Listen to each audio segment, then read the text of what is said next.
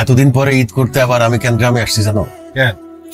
এই বাড়ির সয় সম্পত্তি আমাদের যা আছে আর অর্ধেকের ভাগিদার তো আমি, সেই অর্ধেক বেঁচে দিতে আসছি। কেন বাড়ির সয় সম্পত্তি বেচবি কেন? হ্যাঁ ভাইজান, আমি ঢাকায় একটা ফ্ল্যাট কিনতেছি 1.5 কোটি টাকা দাম। সেটার জন্য আমার টাকা জোগাড় করতে হবে না? সেই জন্য ভাবছি আমার ভাগের যা সম্পত্তি আছে সব বিক্রি করে ঢাকায় চলে যাবে।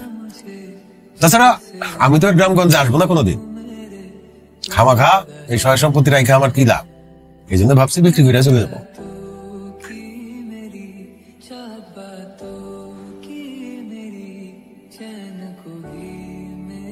ভাইজান, তুমি আমার ওয়ারিশ, আমার ভাই, আমার সম্পত্তির অর্ধেক ভাগ যে আমি বেচে দিব, তুমি কি সেটা কিনতে পারবা? না রে ভাই, আমি বাপের জমি চাষ করে খাই, আমার কাছে কেনার মতো ক্যাশ নাই। আমি কেমনে কিনব? ভালো করে বুঝে শুনে বলো, কি আসলেই কিনতে পারবা না? আমি কেমনে কিনব? ঠিক আছে, এই সম্পত্তি কেনার সামর্থ্য যদি তোমার না থাকে, আমার তো কিছু করার নাই, আমি অন্য পার্টি দেখি। দুইটা বাড়ি এই সম্পত্তি বিক্রি করিস না। এই সম্পদ অন্য কারো কাছে বিক্রি করলে এই বাড়িতে অন্য লোক ঢুকে যাবে। অন্য লোক ঢুকলে তো সংসার সব ধ্বংস হয়ে যাবে। অন্য জমি বিক্রি কর, বাড়ি বিক্রি করিস না। মাঠের জমির দাম কম, বাড়ির জমির দাম বেশি, আর বাড়ি ঘর সহ বিক্রি করলে আরো বেশি দাম পাওয়া যাবে।